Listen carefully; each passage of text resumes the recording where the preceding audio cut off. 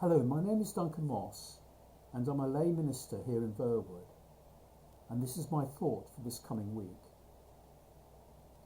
There was a short article in a well-known tabloid newspaper quite a few years ago now, written by a reporter who had been to Cape Town in South Africa.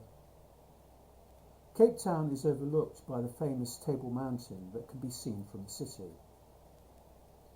On a trip up the mountain, the reporter stopped halfway up and watched the ceremony conducted by military personnel.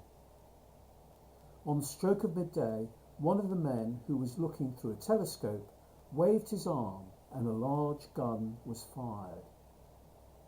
Afterwards, the reporter went up to the person in charge and asked him what he was looking at through the telescope.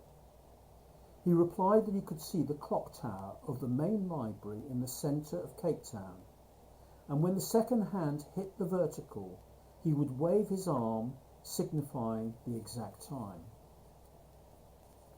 Later on in his trip, that reporter was at that library and, out of curiosity, asked one of the librarians how they ensured that the clock was keeping good time. She responded, "Oh, we don't have a problem here. Often when we hear the midday gun go off, we look up and make sure the clock is right." The phrase, "the blind leading the blind," springs to mind. I am rather surprised with that story, but as it was in one of the tabloids, it must be true. You just cannot make that sort of thing up.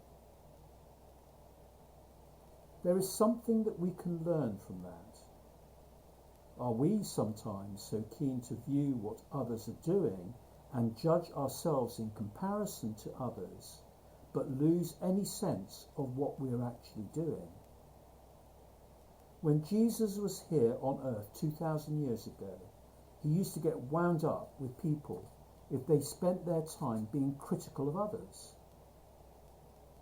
More often than not, it was a group of people called the Pharisees that did this. He said on one occasion, "Leave them. They are blind guides. If the blind lead the blind, both will fall into a pit." What Jesus is encouraging his followers to do is to ensure that they have a solid basis for the standard of conduct and morals to try and follow, and not just look at others and comparing themselves because they may be way off. That solid basis, that plumb line to look to, can be found in the Bible. St. Paul wrote a letter to a chap called Timothy, and in that letter he stated, "All scripture is inspired by God and is useful for teaching, for reproof, for correction, and for training in righteousness, so that everyone who belongs to God may be proficient, equipped for every good work." It is the Bible that sets out the standard of life that we should aspire to strive towards, to set our eyes towards. Even when we fall short of that standard, as all of us do, we should continue to strive in that direction. We mustn't just look at the conduct of others to determine whether we are doing what is right or not.